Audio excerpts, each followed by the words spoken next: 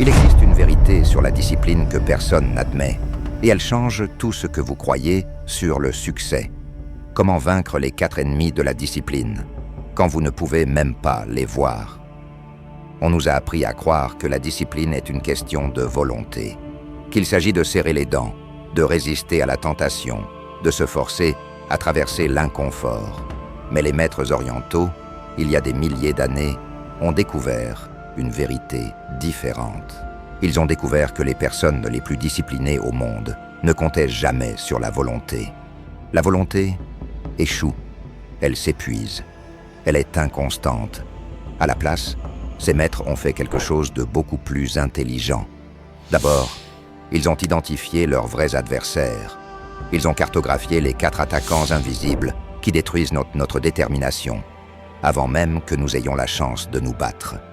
Pensez-y comme à une guerre de l'ombre. Vous essayez d'avancer dans votre vie.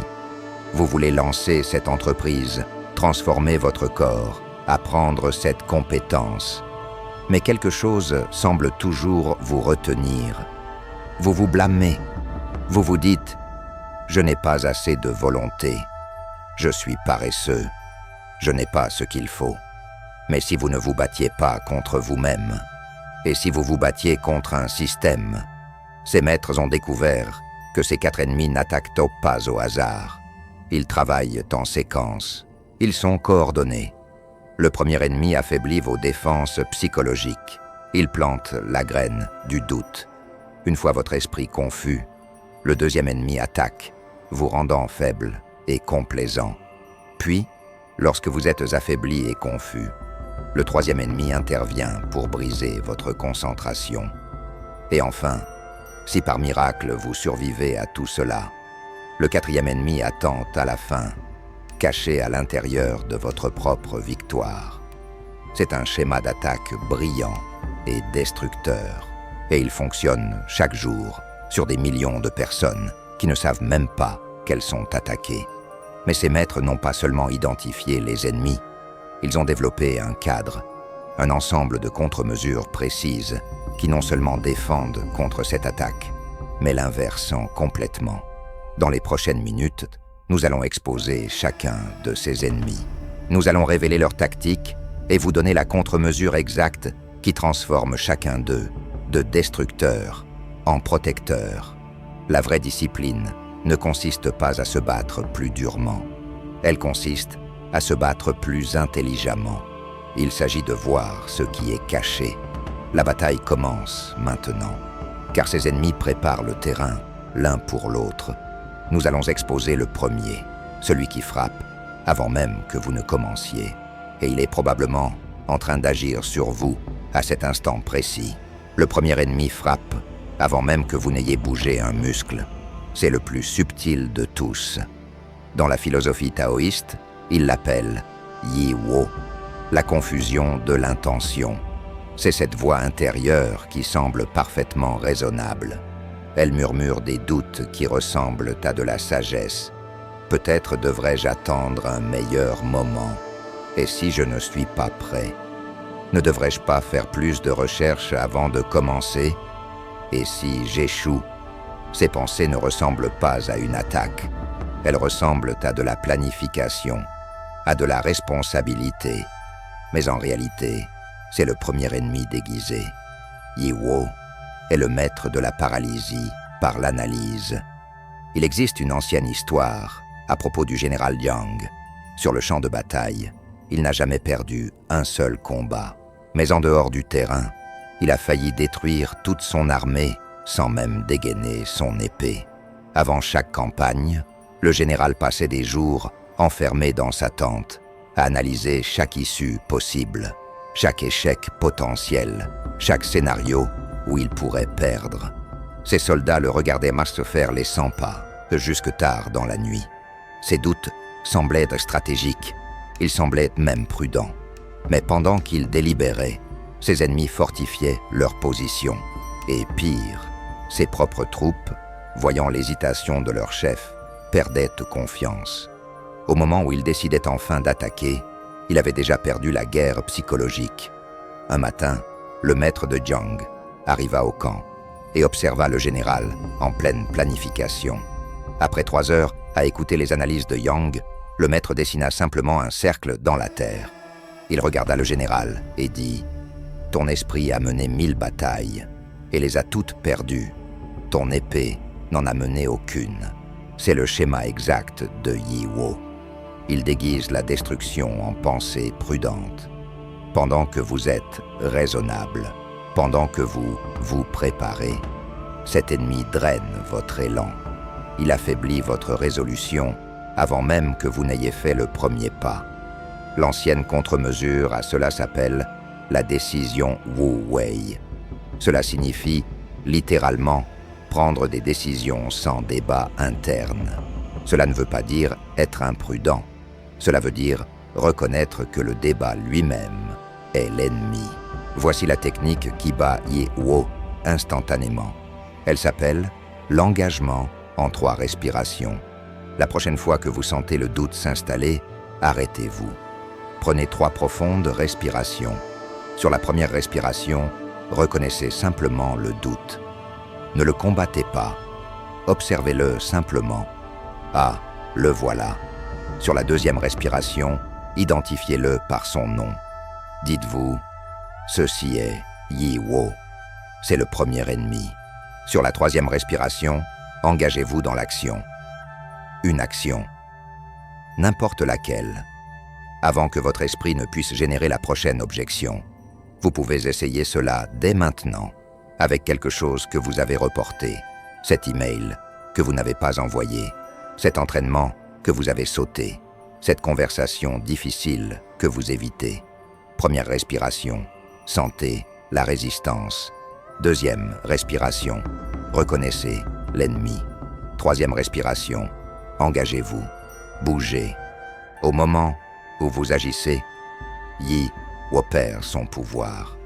Le brouillard se dissipe. Mais voici ce à quoi la plupart des gens ne s'attendent pas. Vaincre le doute ne crée pas la confiance. Cela crée un vide. Et dans ce vide, le deuxième ennemi attend déjà. Car tandis que Yi Wo attaque vos intentions, le prochain ennemi cible quelque chose d'encore plus fondamental. Votre propre relation à l'inconfort. Le deuxième ennemi est plus dangereux, précisément parce qu'il ne ressemble pas à un ennemi. Les textes bouddhistes l'appellent Anni, la stagnation confortable. Contrairement au doute, qui s'annonce avec anxiété et bruit mental, Anni vous enveloppe dans des chaînes de soie, si douces, si agréables, que vous ne réalisez pas que vous êtes piégé, avant qu'il ne soit trop tard. C'est le piège du confort. Et il est partout où vous regardez. C'est l'algorithme de votre téléphone qui sait exactement quelles vidéos vous feront défiler à l'infini. C'est votre canapé qui a mémorisé la forme exacte de votre corps, rendant tout autre endroit moins invitant. Ce sont vos routines qui ont creusé des sillons si profonds dans votre vie que toute déviation ressemble à l'escalade d'une montagne. L'algorithme de la vie moderne est conçu pour une chose: éliminer la friction, éliminer l'effort, éliminer l'inconfort. Et c'est exactement comme ça qu'Anni vous conquiert. Il existe une ancienne parabole qui révèle comment cet ennemi opère. Un marchand très riche se fit construire un palais d'or pur. Chaque surface était lisse, chaque bord était arrondi, chaque besoin était anticipé. Des serviteurs apparaissaient avec de la nourriture avant qu'il ne réalise qu'il avait faim. Le divertissement coulait à flot sans jamais se répéter. Il n'avait jamais besoin de partir. Au début, il se sentit comme un roi. Il croyait que c'était le summum du pouvoir. Mais, après 1 an, le marchand pouvait à peine marcher jusqu'à son propre jardin sans être épuisé. Après 2 ans, prendre des décisions simples, comme quoi porter, le paralysait. Après 3 ans, il ne se souvenait même plus pourquoi il avait désiré la richesse. Le palais doré ne l'avait pas rendu puissant. Le palais avait fait de lui son prisonnier. C'est ce qui rend Anni plus mortel que le doute. Yi Wo, le premier ennemi, attaque votre esprit. Mais Anni attaque vos fondations. Il érode votre capacité même à tolérer l'inconfort. Il ne discute pas avec votre discipline. Il ne débat pas avec vos objectifs. Il rend simplement la discipline inutile, jusqu'à ce que vous oubliez que vous l'aviez un jour possédée. L'ancienne contre-mesure à cela est le protocole de l'inconfort contrôlé. Il s'agit d'introduire délibérément de petits défis stratégiques qui gardent votre tranchant aiguisé. Mais voici l'idée cruciale. Vous ne combattez pas le confort en cherchant la douleur. C'est une erreur. Vous combattez le confort par le positionnement stratégique. Vous devez organiser votre environnement pour que la discipline devienne le chemin de moindre résistance. Le marchand de la parabole s'est échappé de sa prison dorée avec 3 changements simples. Premièrement, il a retiré toutes les chaises de son bureau, se forçant à rester debout ou à s'asseoir par terre. Deuxièmement, il ne prenait son repas du matin qu'après avoir accompli une tâche significative. Troisièmement, il utilisait de l'eau froide pour se laver, avant de s'autoriser l'eau chaude. La traduction moderne de cela: supprimez les applications qui vous piègent dans le défilement infini. Mettez vos vêtements de sport à côté de votre lit avant de dormir. Gardez la nourriture saine, à hauteur des yeux, dans le réfrigérateur, et rangez la malbouffe hors de vue. Faites en sorte que le bon choix soit le choix facile. Voici votre protocole. Identifiez 3 pièges de confort dans votre vie actuelle. Votre défilement sans fin, votre bouton snooze, vos excuses par défaut. Ensuite, réaménagez votre environnement pour rendre la discipline automatique. Mais soyez prévenus. Au moment où vous commencerez à briser les chaînes de soie du confort, vous découvrirez exactement pourquoi Annie vous préparait à la défaite. Car lorsque vous ne pouvez plus vous cacher dans le confort, votre esprit n'a nulle part où fuir, sauf directement dans le chaos. Le 3e ennemi attendait ce moment, tandis que Yi Wo a confondu vos intentions et qu'Annie a affaibli votre tolérance à l'inconfort. Le prochain ennemi va complètement briser votre concentration. Et contrairement aux 2 premiers, cet ennemi se multiplie lorsque vous essayez de le combattre directement. Les maîtres zen l'appelaient San Luan, l'esprit dispersé. C'est la force qui fragmente votre attention en 1000 morceaux inutiles. C'est le bourdonnement constant à l'arrière de votre esprit. C'est la démangeaison de vérifier votre téléphone sans raison. C'est l'incapacité de lire une seule page d'un livre sans que votre esprit ne voyage à 10 endroits différents. C'est la malédiction de notre époque. Votre téléphone vous montre 1000 vies que vous n'êtes pas en train de vivre. Votre esprit traite plus d'informations avant le petit déjeuner que vos ancêtres n'envoyaient en une année entière. Chaque notification, chaque onglet ouvert, chaque bip est une flèche pointée directement sur votre concentration. San Luan prospère dans ce chaos. Il réussit parce qu'il nous trompe. Il nous convainc que le multitâche est de l'efficacité. Il nous convainc que la distraction est de la relaxation. Il nous convainc que faire défiler l'écran, c'est se reposer. Mais chaque division de votre attention, chaque fois que vous changez de contexte, vous devenez plus faible face à tous les ennemis que vous avez déjà affrontés. Le doute de Yi Wo revient plus fort, car un esprit divisé ne peut pas être clair. L'attraction d'Annie revient plus forte, car le chaos mental exige le confort comme refuge. L'histoire des anciens moines illustre cela parfaitement. Il y avait un maître nommé Yuan, considéré comme le plus grand archer de Chine. Il pouvait toucher un moineau en plein vol. Il pouvait faire passer une flèche par le trou d'une serrure. On disait qu'il pouvait fendre un grain de riz à 100 pas de distance. Il était l'incarnation de la concentration. Mais un jour, lors d'une démonstration pour l'empereur, il voulut impressionner tout le monde. Il décida de toucher 3 cibles en même temps, avec 3 flèches tirées rapidement. Il les manqua toutes les 3. Humilié, il alla voir son professeur. Son professeur ne dit rien. Il banda simplement les yeux de Yuan et dit « Maintenant, touche la cible centrale ». Yuan protesta « Maître, je ne vois rien ». Exactement, répondit le professeur. Quand tu essaies de tout voir, tu ne touches rien. C'est la leçon centrale. La concentration ne dépend pas de ce que vous regardez. Elle dépend de ce que vous décidez de ne pas voir. San Luan est mortel pour une raison bien précise. Il n'attaque pas seulement votre concentration. Il utilise vos victoires contre les 2 premiers ennemis comme des armes contre vous. Analysons cette tactique plus en profondeur, car elle est la clé. On appelle San Luan l'ennemi multiplicateur. Rappelez-vous votre victoire contre le premier ennemi, Yi Wo, le doute. Vous l'avez vaincu et avez trouvé la clarté. Mais maintenant, San Luan prend cette clarté et la brise en éclats. Votre esprit clair, désormais libéré du frein du doute, commence à trop penser, à trop optimiser, à sauter d'une idée brillante à l'autre, sans jamais atterrir sur aucune. La clarté se transforme en suranalyse. Rappelez-vous votre victoire contre le 2e ennemi, An Ni, le confort. Vous avez brisé votre routine confortable et créé de l'espace, créé de l'énergie. Mais San Luan envahit ce nouvel espace et le remplit de chaos. Vous aviez décidé de vous réveiller 1 heure plus tôt pour être productif, mais maintenant vous passez cette heure à faire défiler votre fil d'actualité inondé d'informations parce que l'énergie n'avait pas de cible unique. L'ennemi multiplicateur transforme votre force nouvellement acquise en votre plus grande faiblesse. La contre-mesure traditionnelle à San Luan était la méditation sur un point unique. Les moines restaient assis pendant des heures, se concentrant sur une seule chose.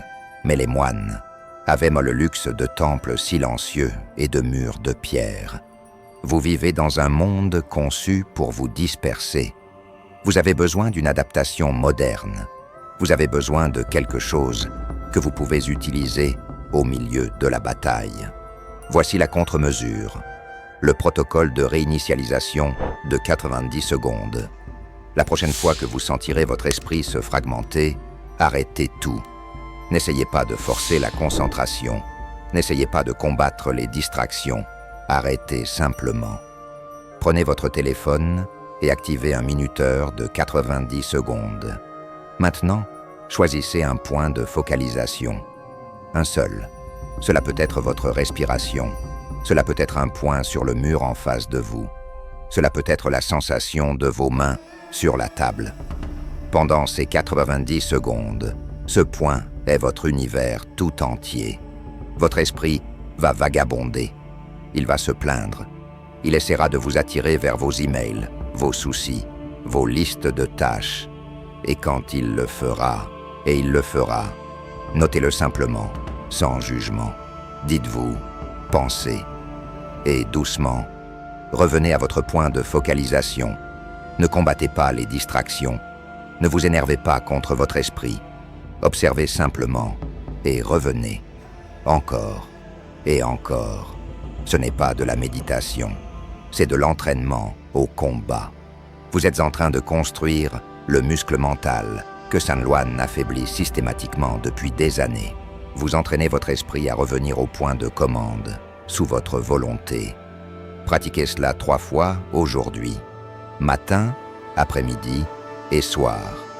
Observez comment votre esprit se comporte différemment à chaque fois.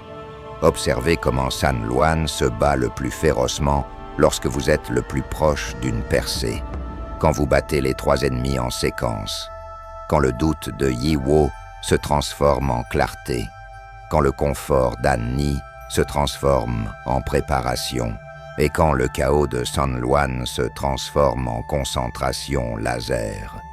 Vous devenez inarrêtable, mais c'est exactement ici, à ce moment de victoire, à cet instant précis où vous croyez que vous vous êtes enfin maîtrisé, que l'ennemi le plus dangereux de tous frappe. Il attend que vous vous sentiez invincible. L'ennemi final n'attaque pas votre faiblesse. Il se cache à l'intérieur de votre force. Il a été là tout le temps, vous observant vaincre les 3 autres. Il a célébré chacune de vos victoires. Il a attendu patiemment le moment parfait. le moment où vous baisseriez votre garde pour détruire tout ce que vous avez construit. Les érudits confucéens l'appelaient Aoman, l'orgueil qui naît de la discipline elle-même. C'est l'ennemi qui n'attaque que les vainqueurs. Et c'est pourquoi il est le plus mortel de tous. Il ne combat pas votre discipline, il devient votre discipline. Écoutez attentivement, car cet ennemi a détruit plus de maîtres que les 3 autres réunis. Il y avait un moine nommé Hui. Il a passé 20 ans à perfectionner sa discipline. Il se réveillait avant l'aube, sans faute. Il méditait pendant des étés brûlants et des hivers glacials. Il avait conquis chaque désir, chaque distraction, chaque faiblesse. Sa réputation était légendaire. Des étudiants traversaient toute la Chine pour apprendre de lui. Ils l'appelaient la montagne immobile. Lui avait conquis Yiwo. Il avait conquis Anni. Il avait conquis San Luan. Il était l'image même de la discipline. Un jour, un jeune étudiant arriva en retard à la méditation du matin. La colère de Hui explosa comme un volcan. Il réprimanda l'étudiant publiquement. Il l'humilia pour son manque de discipline, pour son manque de respect envers la pratique, pour avoir fait perdre du temps à tout le monde. Sa voix résonna dans le temple silencieux. Cette nuit-là, Hui ne put dormir. Il s'assit dans sa chambre, le silence l'accusant désormais. Et il réalisa la terrifiante vérité. Sa discipline était devenue son Dieu, et il était devenu son prisonnier. Son identité était tellement liée au fait d'être discipliné que toute imperfection, chez lui ou chez les autres, était une menace mortelle. Sa discipline n'était plus un outil pour l'illumination, c'était une armure rigide, et la colère qu'il ressentait était le son de cette armure qui se bosselait. En moins d'1 mois, la routine parfaite de Hui s'effondra. La discipline qu'il avait mis 20 ans à construire disparut comme la brume du matin. C'est ainsi qu'Aoman opère. Il transforme votre discipline en une armure, puis vous convainc que l'armure est votre peau. Vous cessez de voir la discipline comme un outil et vous commencez à la voir comme votre identité. La phrase « je suis discipliné » devient plus importante que ce que la discipline était censée accomplir. Les symptômes sont subtils mais fatals. Vous commencez à juger les autres pour leur manque de discipline. Vous vous sentez supérieur à cause de vos routines. Vous paniquez ou vous vous irritez lorsque vos systèmes sont perturbés. Et le pire de tout, vous oubliez pourquoi vous vouliez la discipline en premier lieu. Hui réalisa que sa discipline l'avait emprisonné. L'armure était devenue sa peau. Mais il existe un antidote, un protocole final qui vient du bouddhisme zen et qui vous libère de ce piège, le piège de votre propre victoire. La contre-mesure finale à l'ennemi le plus dangereux est un concept central du bouddhisme zen. Il est appelé Shoshin. Il signifie l'esprit du débutant. C'est l'antidote direct à l'orgueil qu'Aoman crée. L'orgueil, Aoman, se nourrit de l'expertise. Il se nourrit du sentiment que vous êtes arrivé, que vous maîtrisez quelque chose. L'esprit du débutant affame cet ennemi, car il refuse de maîtriser. Voici le protocole de l'esprit du débutant. Chaque matin, avant de commencer votre routine disciplinée, passez 30 secondes à oublier tout ce que vous savez sur la discipline. Abordez chaque tâche comme si vous ne l'aviez jamais faite auparavant. Brossez-vous les dents comme si c'était la première fois que vous découvriez ce qu'est une brosse à dents. Faites de l'exercice comme si vous veniez de découvrir le mouvement de votre corps. Travaillez sur votre projet comme si vous n'aviez jamais résolu de problème auparavant. Ce n'est pas faire semblant, c'est une reconnaissance. C'est la pratique de voir le monde sans l'armure de votre moi discipliné. Voici votre point de contrôle quotidien de l'humilité. À la fin de la journée, demandez-vous « Qu'est-ce que je ferais différemment si je n'avais aucune discipline ?» La réponse révèle si vous utilisez la discipline comme un outil ou si vous êtes utilisé par elle, l'adorant comme un maître. Car voici le paradoxe final, la vérité que les maîtres connaissaient. La vraie discipline est invisible, elle ne s'annonce pas, elle n'exige pas de reconnaissance, elle ne juge pas les autres. La vraie discipline fait simplement ce qui doit être fait, puis disparaît, vous permettant d'être pleinement présent au monde. Rappelez-vous la vérité du début. Les guerriers les plus forts n'étaient pas ceux qui se battaient le plus durement, mais ceux qui reconnaissaient ce qu'ils combattaient vraiment. La discipline la plus forte ressemble à une absence totale de discipline. Elle bouge sans effort, elle s'adapte sans lutte, elle persiste sans force brute. Finalement, quand quelqu'un regardera votre vie et demandera « Quel est votre secret? Comment faites-vous tout cela ?» Vous n'aurez rien à leur montrer, parce que la vraie maîtrise est invisible, même à vous-même. Vous possédez maintenant la même connaissance qui a créé des guerriers inébranlables, des moines illuminés et des leaders qui ont façonné des empires. Les 4 ennemis ne sont plus cachés, leurs armes sont exposées, leurs schémas sont cartographiés. La seule question qui compte maintenant est « Quel ennemi est en train de gagner dans votre vie à cet instant précis ?» Si ce contenu vous a touché d'une manière ou d'une autre, abonnez-vous à la chaîne, activez la cloche et laissez votre commentaire ci-dessous